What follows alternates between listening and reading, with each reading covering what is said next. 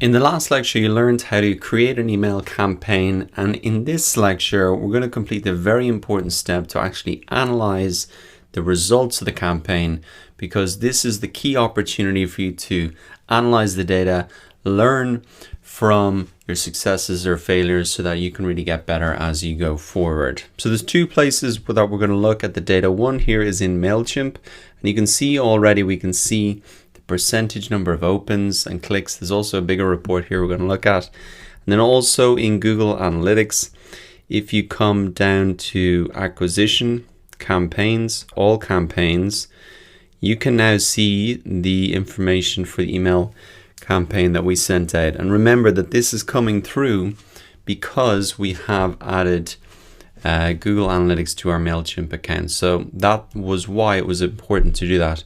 So we can really see the number of people that came to the website from that email campaign, and also the number of people then who eventually signed up. But let's go back and start with MailChimp. So at a high level here in the campaign, we can see the percentage opens and clicks, but we can click through to the report to see a lot more detail. Now, if you have a professional or pro MailChimp account, you can set up kind of revenue goals, etc., and really see revenue driven, but I haven't done that, so we'll just be looking really at the information here. So you can get a sense of how good your open rate is by using these benchmarks here. So it says the industry average for education and training, which is the market I'm in, is a 13.8% open rate. So I'm well above that. Obviously, I've got a much smaller list, but I think that's not too bad. So I think the key thing that gets people to open emails is the subject line. So at least now I have a benchmark going forward that I can get a sense of, are my subject lines getting better? Are more people opening them? Or are people starting to trust me more and like me more? Or is that something I need to work on? Now we've got the click rate then. So that was actually the call to action, 5.6% versus 1.5% for an industry average. So that's probably a little lower than I would have liked. And so that's what I can really think about now. How can I make it more exciting for them to actually click on that button? Can I make it something, like they have to click now if they want to take advantage of whatever the offer might be? But thinking about how can I get more people to click, because that's ultimately what I want people to do. So it's good to see the numbers have a baseline there. Now looking across, I can see that there was one unsubscribe. So one person, when they got the email, decided to unsubscribe from the list. So that's only one person out of 71. That's not too bad at all. Happy enough with that. Now, if you want further explanation on all of these metrics, you can see then there's a little icon here that you can click around, and it'll help explain those more for you. You also can see a 24-hour performance. It's not quite been 24 hours.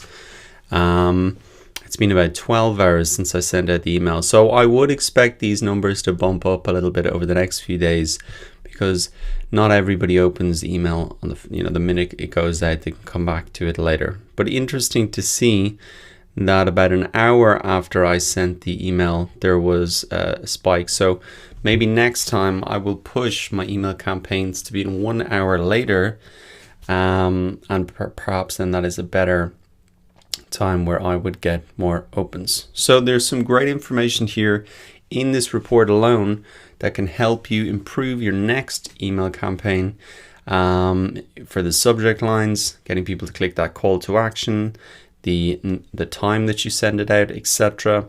And so as you do more and more campaigns, you want to keep coming back to this, learning from the data. Now, as well as the analytics here in MailChimp, you might want to come into your Google Analytics account under acquisition, campaigns, all campaigns, and you will see the results here for the actual email campaign. So I can see that there was 5 new users came to the site as a result of the email campaign, spending an average time of 3 minutes and 43 seconds on the site, which is pretty long.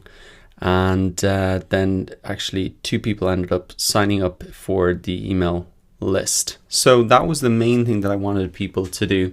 So you can see that all the way from that number all the way back to the full list of the email subscribers. It's a pretty small percentage, but essentially that is kind of the baseline that we're working with right now. And remember that there are a lot of steps in the process to get people to that point.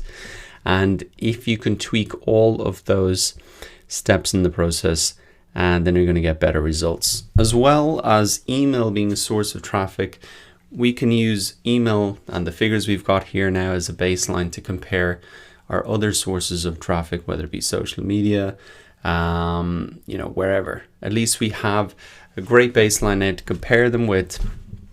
And so that is really, really useful to have.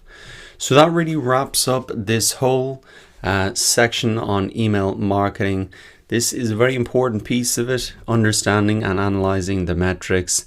And that is how you're going to learn. If you're not quite happy with the results that you got, don't view that as a failure. View that really as an opportunity to learn.